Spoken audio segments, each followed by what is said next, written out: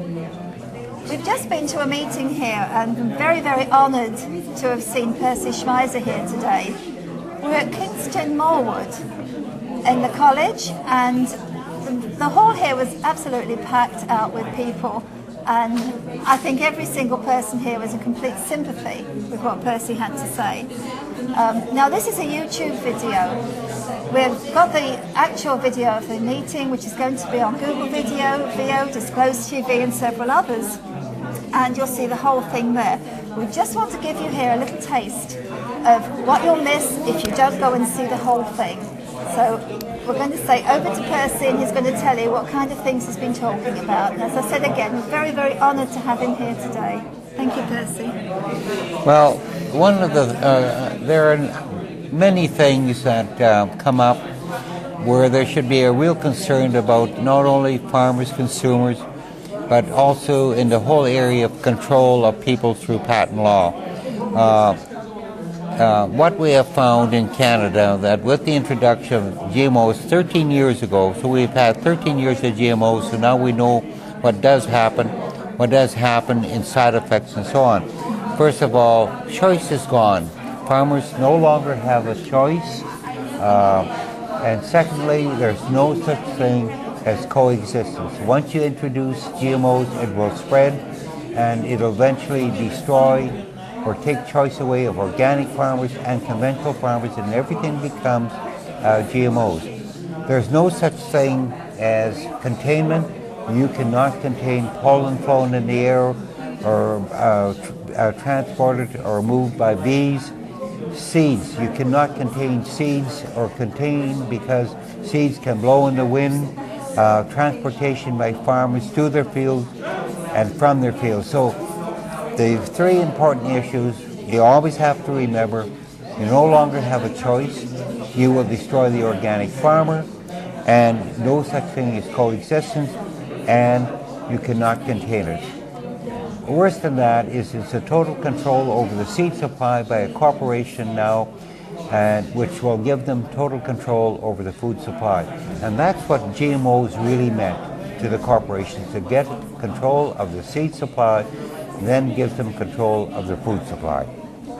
Oh, that's brilliant. Yeah, okay. Okay. You were saying earlier on it's difficult for people to know what to do because this GMO Monsanto is sort of sweeping through us, isn't it, like a bulldozer, sweeping everything in front of it. Right. What sort of advice would you give people to try and stop the flow? Well, first of all, that people will have to organize, people will have to inform one another what happens not only in the lost biodiversity, but also the issues: how dangerous is it to eat GMO foods, what it does to the human health, and so on. So those are very important issues. People should communicate, but most of all, I believe they should contact their members of parliament. They should write letters and express their deep concern that GMOs should not be introduced. And another important issue that a lot of people don't realize, that once you introduce GMOs, we don't know at this time if it ever can be recalled back. It's like Pandora's box. Once you introduce it, it's there, and as I said, no calling back. So it's over, and it's over if you introduce GMOs. So that's why it's so important for people now to really stand up and be concerned about what it will do to our future generations, our children, our grandchildren. What are we feeding them, and what kind of a legacy will we be leaving them in the future? And as I mentioned earlier this evening, I don't think any of us want to have land and air and water, soil and food full of poisons. But we have to make that decision now, because as I said, if we go ahead with GMO, there's no calling back, and you no longer have a choice. Yeah, I believe in America and Canada, I know people often say, well, Europe's holding out against it. Europe's really holding out. But it's the people of Europe, not the European Union and not our governments, because they're pushing too to get us in, aren't they, very, very strongly. So, you know, as Percy said, yeah, write to them, talk to them, shout at them, whatever it takes. Because it's frightening, isn't it, that we can't go back once this is... That's a big concern. You know, if you would want to introduce it here in England, and you'd say, well, we'll try it for a couple of years. If we don't like it, if it doesn't do what it says it will do, or what the companies say it will do, it's here. You cannot turn the switch off. So that's what's such a big concern.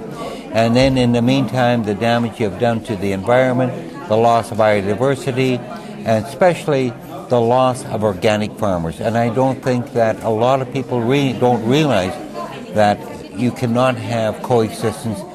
You cannot have an organic farmer or a conventional farmer. Once you introduce GMOs, it all becomes GMOs, and it's over, and it's over. Thank you very much. Oh, you're quite welcome. Thank you so much to Percy Schmeiser, and I do implore you now, you've heard a little bit of what we've got to say. You will learn such a lot from this meeting. It gets technical, it gets into the third world countries, it touches so many parts that the newspapers don't touch. So go to Google Video, VO, Disclose TV, some of the others, the video, they will be on there, and you look for Percy Schmeiser and do it now.